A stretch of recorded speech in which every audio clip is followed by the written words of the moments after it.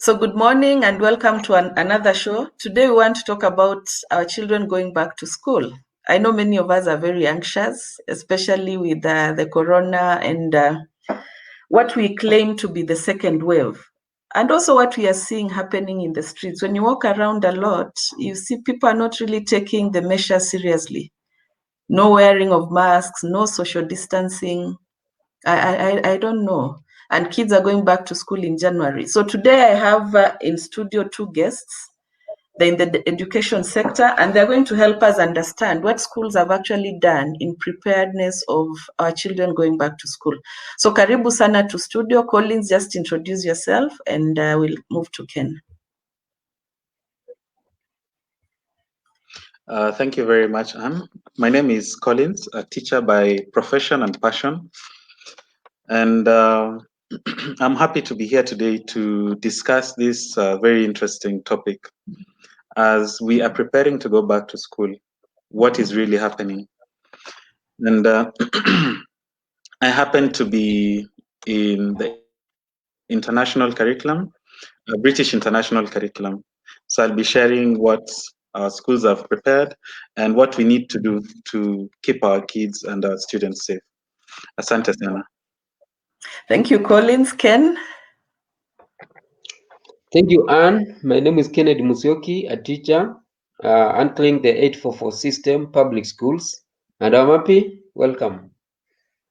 Okay, thank you. So just to kick us off, here we've had children at home for almost 9 months, 9 to 10 months. Then now they have to go back to school. Unfortunately, the pandemic is not over. If anything, people have relaxed. So looking at this and being prepared to receive the children in schools, what does it mean when we say that children are going back to school in January? Of course, we know they are going to school, but in the current situation, what does it really mean? And when you look at this, please look at it in terms of physical preparedness of the schools, and then mental, psychological preparedness of the teachers, and what parents can do to prepare their children psychologically so that when they go to school, the fears that many of them have, they've seen a lot of things. How do they rationalize that? How do they put that in context as they come to the learning environment? We can start with you. We'll start with you, Collins. I see you're ready to go. So just share with us, how prepared are you in terms of physical preparedness of the school, and then mental and psychological preparedness? Thank you very much, Anne. Now, preparedness, that's a very interesting word, first of all. But let me start at the beginning. Kids have been at home for about 9 months, 10 months, and we still have another month to go. Now, Yes. they've been used to a certain kind of life, and there's a way that the new normal became normal to them. And now we are preparing to go to another new normal. So we'll be talking about new normal squared instead of just another new normal. Yes. We are not really going back to what we left. We are going back to a new protocol, something different. So the physical preparedness is very easy.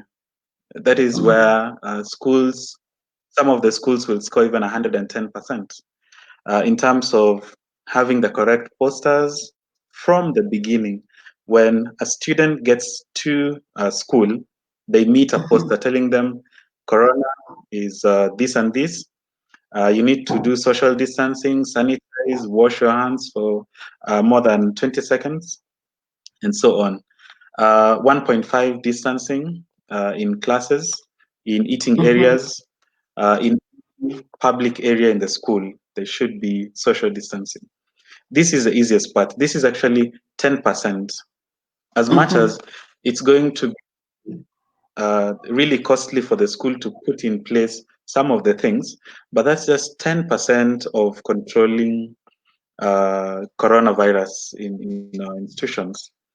The other part is the mental and the psychological preparedness of the students and the teachers, or let me just say the fraternity of the schools, because our students believe that Corona is a real thing, They will not joke around with the simple guidelines such as wearing a mask, keeping social distancing, and avoiding contact uh, of any kind within the school environment and even outside school.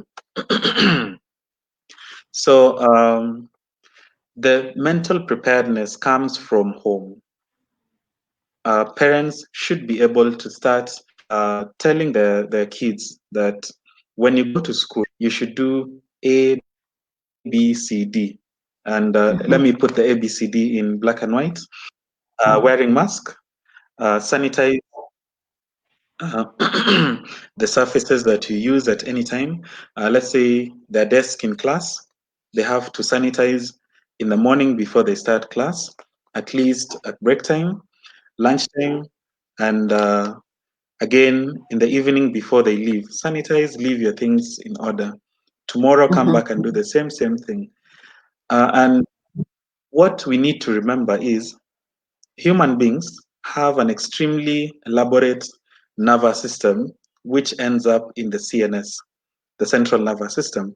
That means we can think, we have a way of looking at things logically and rationally. But a virus is a small thing, no brain, no legs, no nothing. So if we do not think, the virus will not think. We will just help it move if we do things without thinking.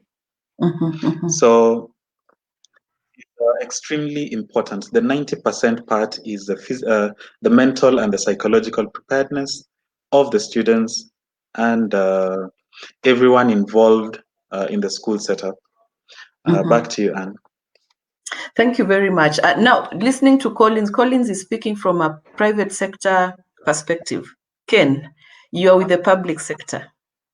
How prepared are the schools in the public sector, both in terms of physical preparedness and mental preparedness? What strategies have you put in place?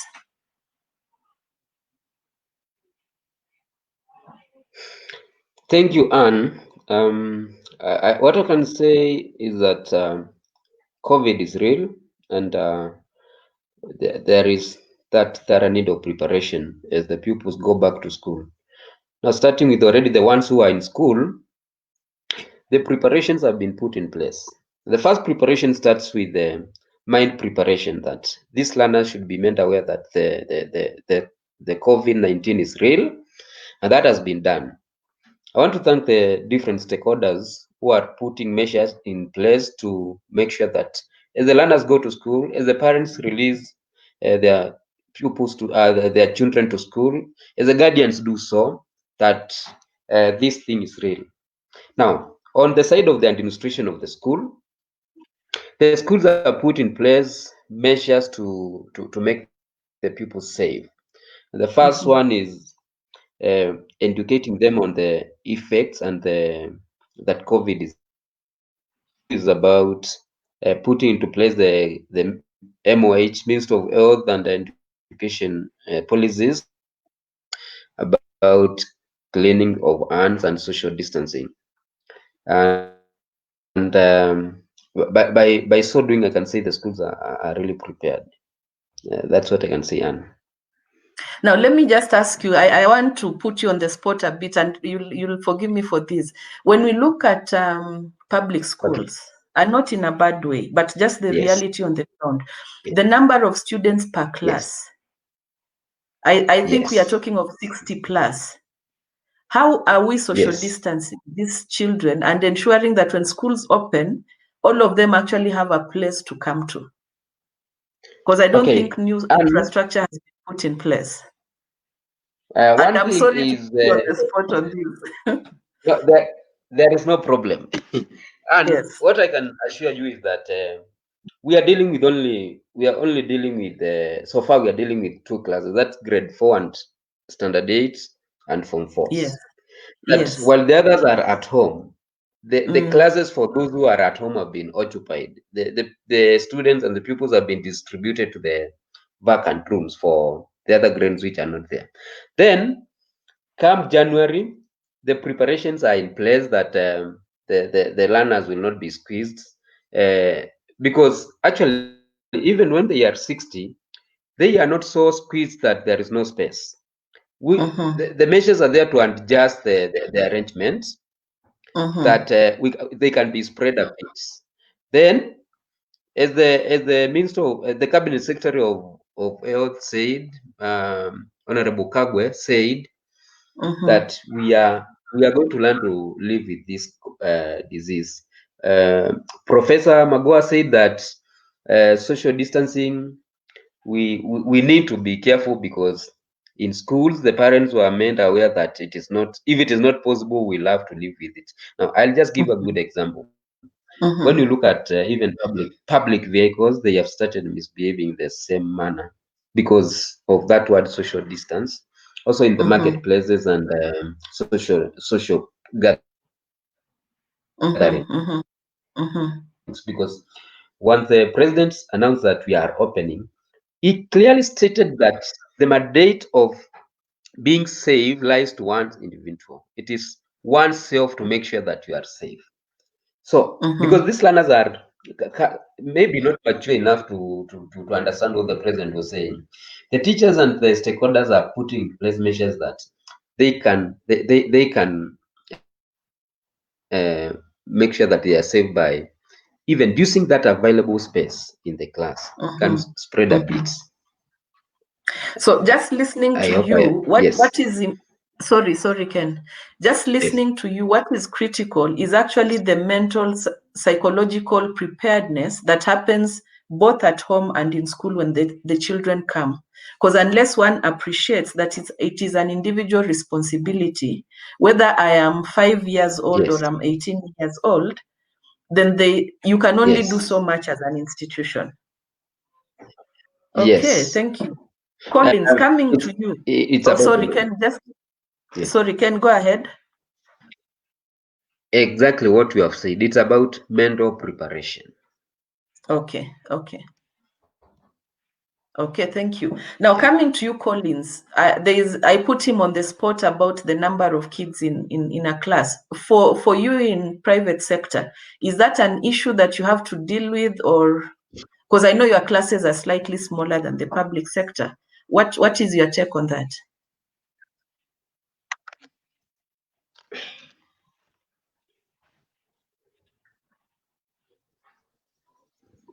Collins? Okay, we might not have the high numbers, but remember our classes are set in such a way that they should not accommodate more than 25. Okay. Hello, can you get me? Just repeat what you said, please. Anne, I hope you can hear me. Yes. So yes.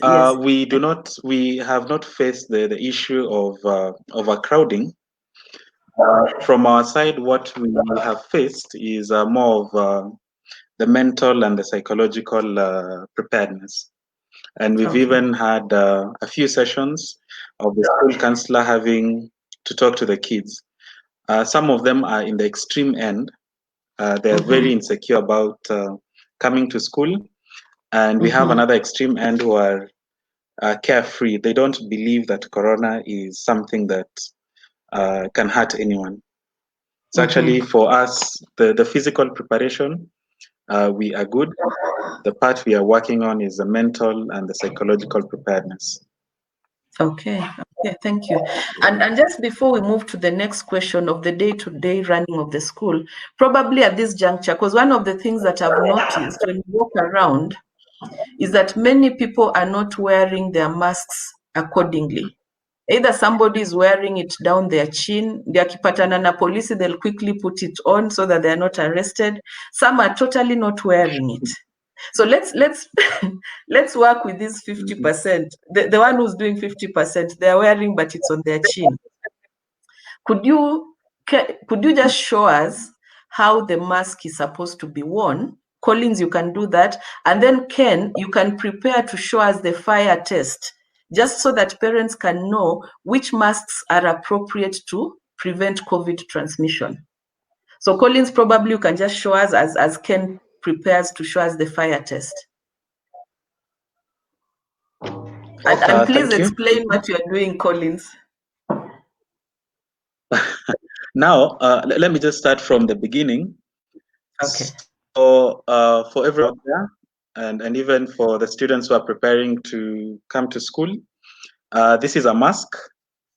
Then, so there's always a clip here on top. If you're using this is N95, I think so. Yeah.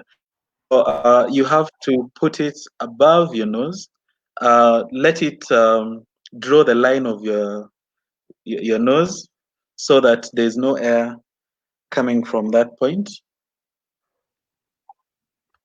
Then from the nose all the way to below here, the chin.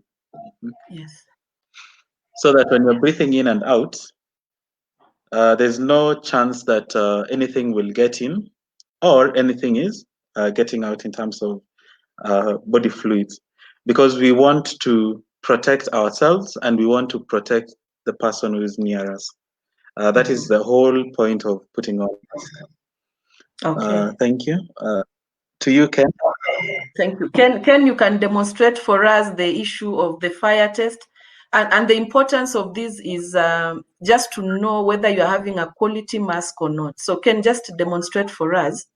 I think the first one, we want to see if once somebody has worn their mask, Okay. as a test at home, and these parents can do at home, once somebody has worn their mask and a matchbox is lit, can they extinguish that fire or not by just blowing with their mask on?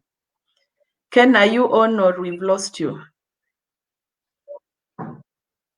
Okay. Collins, are you in a position to pick that up? Because I think Ken, we've lost him a bit. He'll pick up when he comes back on. Okay. So a disclaimer, I picked this one to show the ones which not to buy. This is a mask that is not lead. Mm-hmm. So I was And sure unfortunately, that's after. what many of us are wearing. Yes, yes. So I'm going to light my match stick.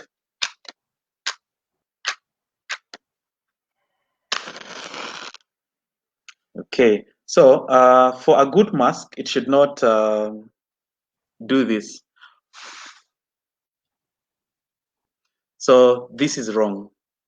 This is very, very wrong.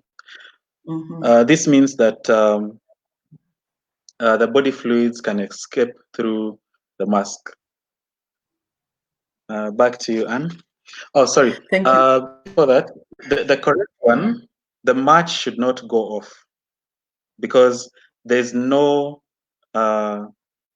you will be able to breathe properly, but the spaces are not too big for it to allow for the air to move far away from where you are. I'm hoping Ken will be back in so that he can demonstrate where the air doesn't go through for us to have an understanding. So, and it's quite unfortunate that many of us are actually wearing the type of mask that you've just shown, where there is air going through.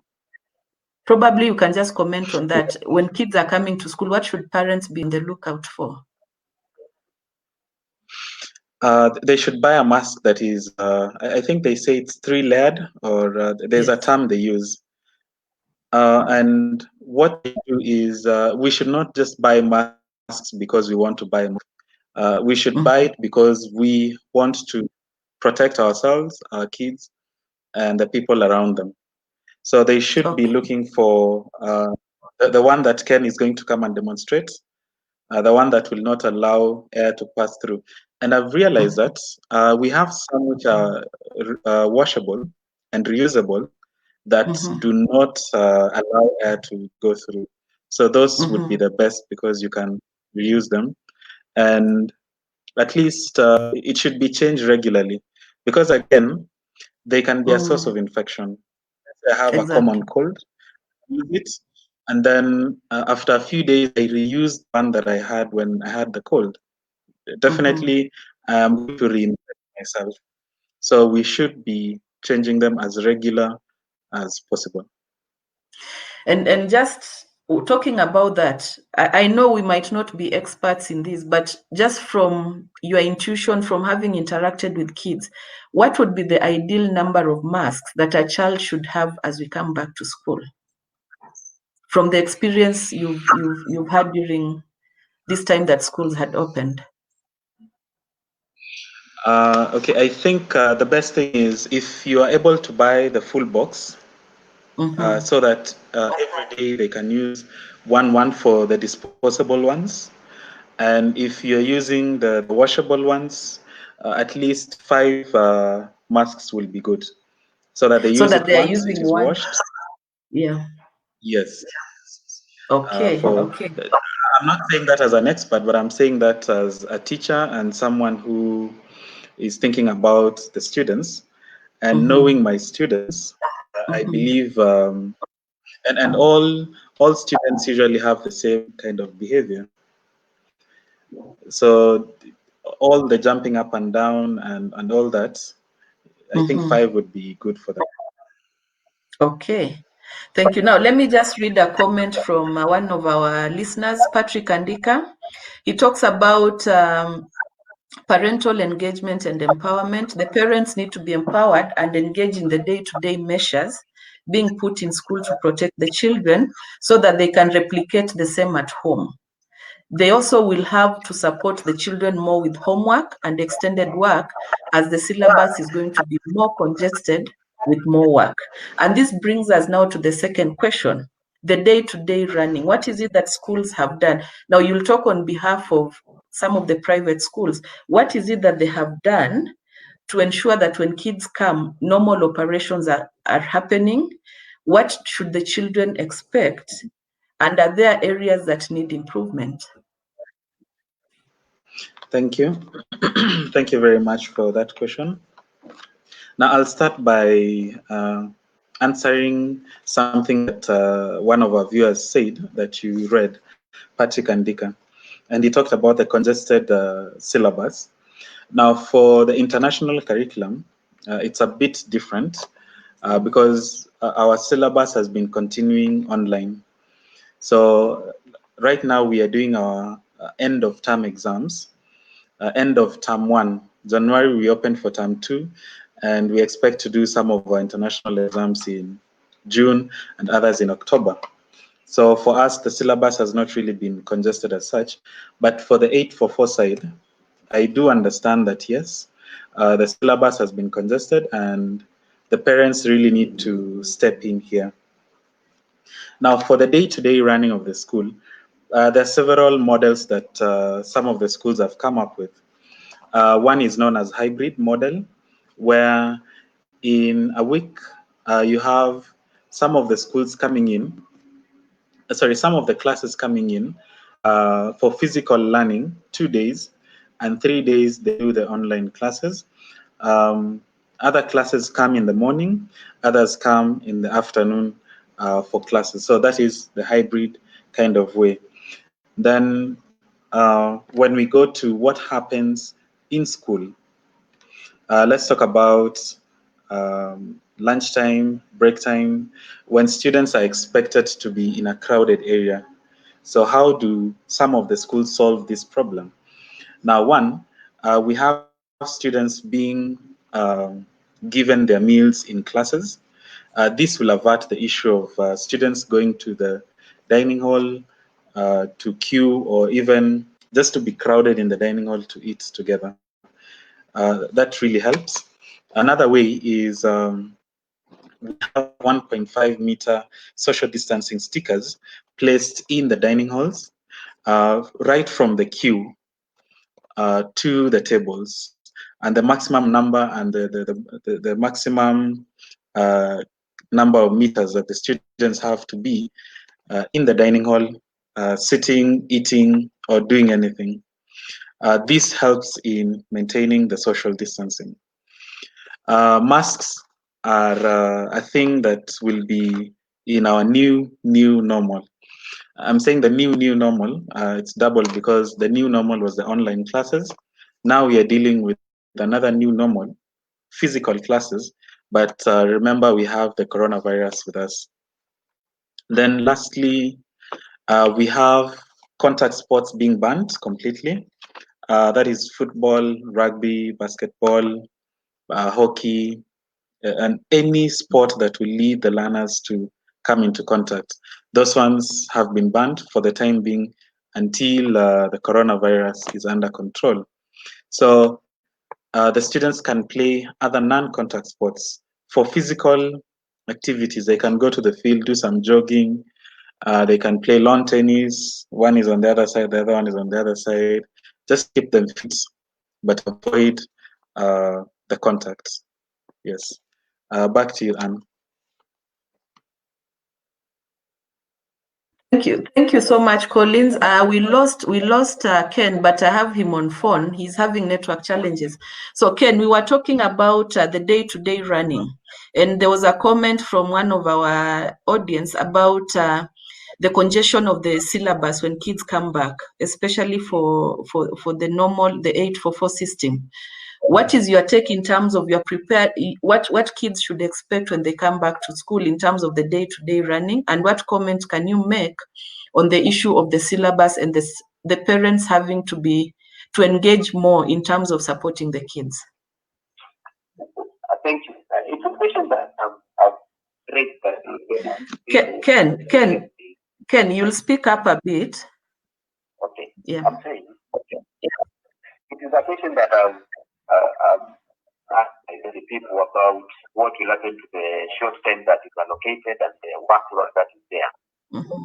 And actually, what we are going to do is the measures are that all of the activities, the co-curricular activities which have been banned, especially the games, the contact games, will be used to compensate the time that has been lost, plus creating more time on morning and evening. The need it includes calling the pupils and students over the weekends and even Sunday evening. If the request is made, it will be used to better for that. Again, it should be about squeezing the work.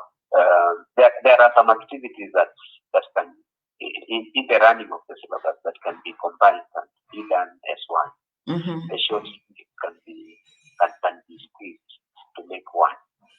So what you are saying, Ken, is for the 844 system, you've put strategies in place to actually find ways of combining, ways of utilizing time that would have been meant for sports to cover the extra work in the syllabus. Yes, and again, you find that, like for now, that's why you see the education, the Ministry of Education Policy and the TSC, the teachers, and we call all the teachers back to school, irrespective of assistant classes. Yeah. So the classes have been partitioned into smaller groups to handle and teach everyone the fastest time for. Okay. Thank you. And then there is another listener talks about, Patrick Wanambisi talks about, he sees kids putting on masks and it looks like part of the uniform and not for health purposes. Do we need to have training for them? Remember, the parents are not doing, we're actually not doing any better. Maybe we're the ones wearing the masks under our chins. So in terms of awareness as part of the preparedness, maybe let me start with Ken and then I'll come to you, Collins. What plans do you have in place in terms of sensitizing the kids about COVID? I know posters will be there, but kuna kusoma na kuna kudiscuss. So how prepared are you in terms of sensitizing the students? Now, if really the teachers and the stakeholders are caring, they can. That most of them have, I can say, a bigger percentage have come up with creating time in between the lesson to be showing these learners the correct way of doing it. Not just taking it as if they know. It's good to take some minutes, 2 or 5 minutes to show them and do it practically. And then it starts with the role modeling. If there's a teacher wearing it under the chin, the pupils will wear it under the chin because they see this teacher is not doing it the right way, or if he is putting it on the chin, that is how it is supposed to be done. But if they see us insisting on doing it the right way, they copy us. That's basically what strategy. The reason I'm saying so is because there are myths and misconceptions about COVID outside. And learners will tend to follow what the teachers are saying rather than what they are being taught outside, because they believe the teacher is always right. Yes, yes. So the onus are on the teachers to actually role model the correct behavior. Exactly. Okay, thank you. Now to Collins, what is your take on what Patrick has talked about in terms of wearing a mask as part of the uniform and not for health purposes? I actually support Ken. The teachers should be the role models, and the accounts that I've seen here, parents are not doing any better. So it also falls on the parents. There is a very interesting triangle, a relationship triangle between teachers, parents, and students. So if one part of that triangle is not okay, then we don't have a triangle. We have something else that we cannot make sense of. So if the parents are wearing it down here, then a student goes to school wearing down here and they're told put it up, they'll say, "Hey, why?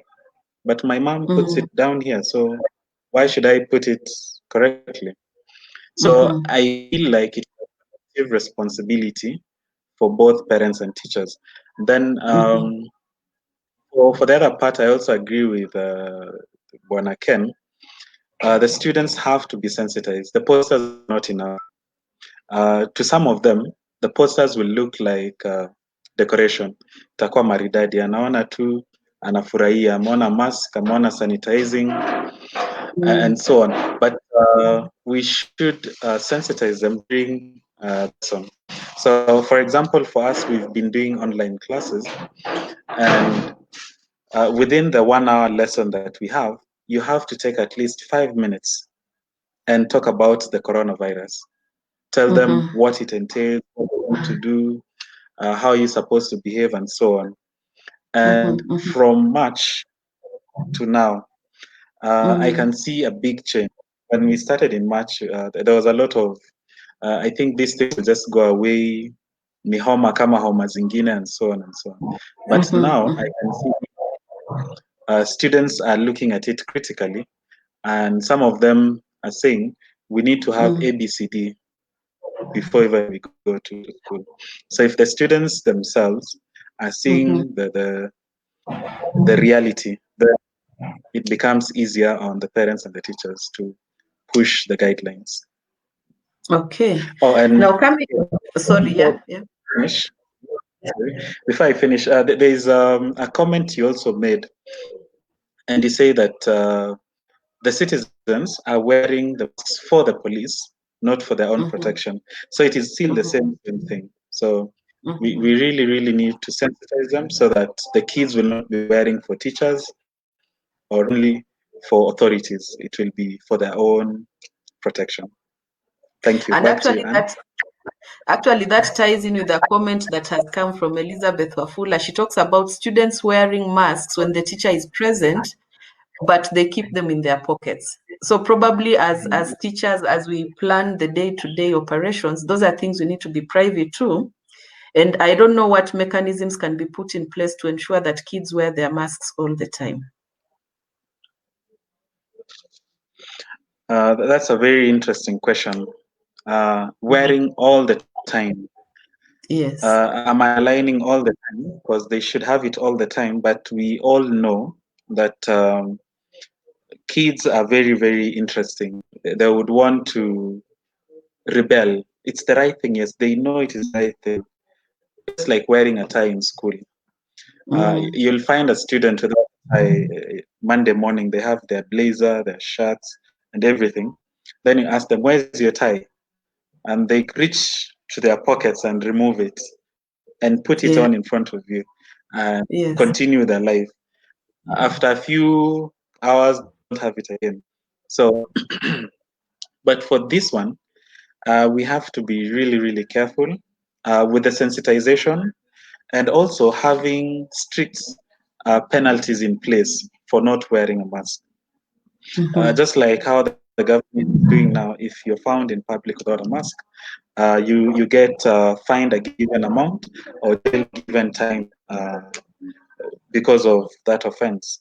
So I would like to implore schools to have strict measures, strict policies where if a student is found without a mask, because this is like someone who is sentencing other people to, they should either be given even time off school to go and think about what they've done, some substantial time, not 2 weeks or 3 weeks, substantial time, and followed by a good number of counseling sessions so that they see the weight of what they've done. Yeah. Okay, okay. Now, just coming to the close, because we are past our time. You've talked about the new norm as squared. So how are students going to adjust? Because initially there have been online classes that are going on. Now you talked about something on hybrid, or if it's not hybrid, kids are going back to school, but they're going back to school under new conditions. So how can students adjust to this? And when you talk about this, probably I'll start with Ken. Ken, when you talk about this, talk about the psychosocial support, talk about the coping mechanisms. We are looking at probably kids dropping out of school. We are looking at kids probably suffering from post-traumatic stress. Some might have been affected by COVID at a personal level. How are we going, how prepared or how well are we in terms of helping these children to be able to adjust? Ken. Thank you, Anne. Yes. Let me compare. Ken, please just remove your headphones and speak directly so that we can hear you. Yeah. I'm saying, yes.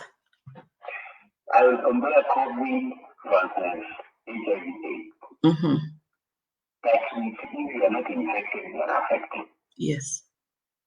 And these members, they have been affected in one way or another. That's why we're talking of psychological support, which is needed for psychosocial support.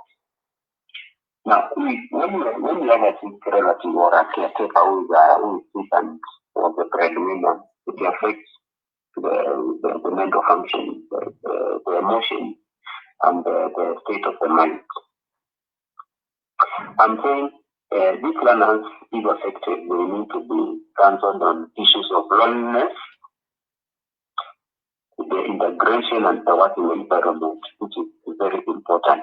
They need constantly to be spoken to that this is not a death sentence, it is not the end of everything, and there is hope. Let them be shown that there is a better future, and there's not been things like stigma, losses of team, will not be part of them, and they will continue with life. It will be like coming out of deep. You know, when you fall in a ditch, there is a way of coming out. But if you don't show the way you may die. So let them be shown coming out of the deep level.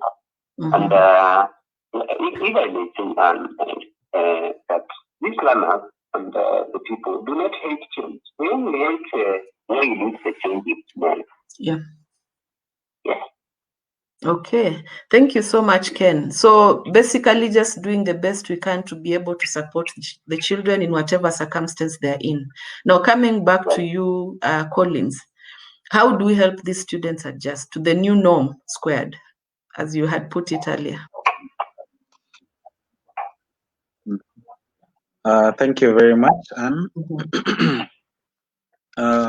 What we need to do from home is parents should be close to their children, be their friends, and be the parent, so that you can be able to correct and they can be able to talk to you.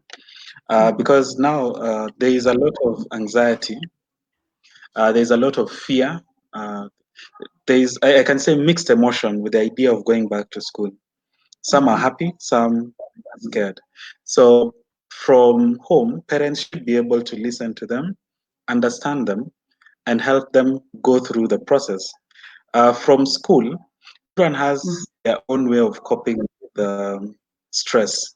I can call it stress because they'll be going into something that is quite new. So before they get used to it, there'll be a bit of stress because putting on a mask, everyone can confirm Starting to wear this, you feel uncomfortable until you get to a point where you're used to it, and now you can continue the whole day. So they're going to start from that point, and now it will be up to us, the teachers, the way we're going to handle them. We are not supposed to admonish them.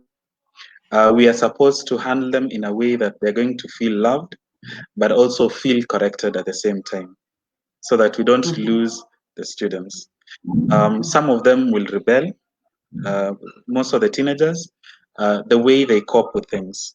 Some of them will be a bit timid. So again, the issue of differential learning, differentiating the learning so that you can handle the different emotions within the class setup or within the school setup. Okay, thank you. Now, as we thank you, Collins. As we close, Patrick has come up with a very interesting observation. And this, if you are familiar with it, you can share. If it's not an area, a domain that you understand, it's okay. He talks about schools having been attached to health facilities for emergency COVID-19 related cases. Are you familiar with this in terms of part of your preparedness? Maybe we can start with you, Ken. Is your school or the schools that you know, are they affiliated with the health facilities in case of any emergency COVID related issues? Let me assure you, Anne, and the outreach who are following us. Yes. The first time when it was now they were going back to school, the mixed reaction now, one of the directives that comes from the Minister of Education, Minister of Health, Policy was we're going to set up a management committee, management committee, which was really it was a role. Sorry, just come again. They were going to set up management committees that? The COVID management committee in the school.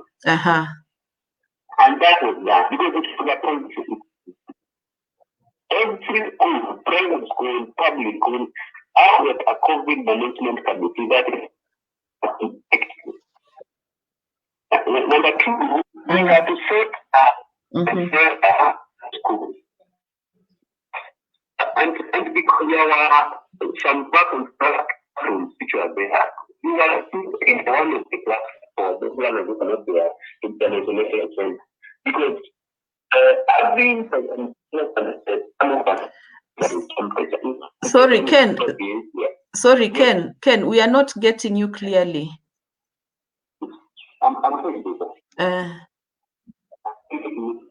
You talked about the management committees that were to be set up in schools. What was the second point? The second thing was setting an isolation room. Isolation room. Yes, which was done because it was a policy that was to be. Okay, so each private school, each public school has an isolation room where in case of getting a clear behavior, you know, each school has got a bundle of information for taking temperature monitoring. Because when you can do it up to that time, if you get clear abnormal temperatures, you put to professional and then you alert the administration and then the concerned body of the nearest facility. So just to sum up what you've said, there is the COVID management committees in place, and then you have the isolation room for each of the schools. And then once the first aid has been done, then there is contact with the administration, with the health facilities to take over. Yes, and schools are linked. We have got health facilities put in the place because they are public. Also, for public institutions, this model, the affiliation with health facilities is already there. Yes. Okay, thank you. So let's come to you, Collins. Is it the same with the private sector? No, it is almost the same, but with a few variances here and there. Yes. The COVID management committee, those were set up And the function of the committee was to highlight some of the challenges that we should expect and highlight some of the things that we should do, including the isolation rooms that were set up, um, including also how to deal with things like transport, ferrying students from school to home and from home to school. Now, on the issue of being attached to a medical facility, it's slightly different for us because each and every student has an insurance that is attaching them to a given medical facility. And it comes from a point where the parents have said, if my kid has a problem, they should be sent to this facility. So for Yes. us, we deal with the cases as at an individual level. But first of all, there's a process of going through the isolation room,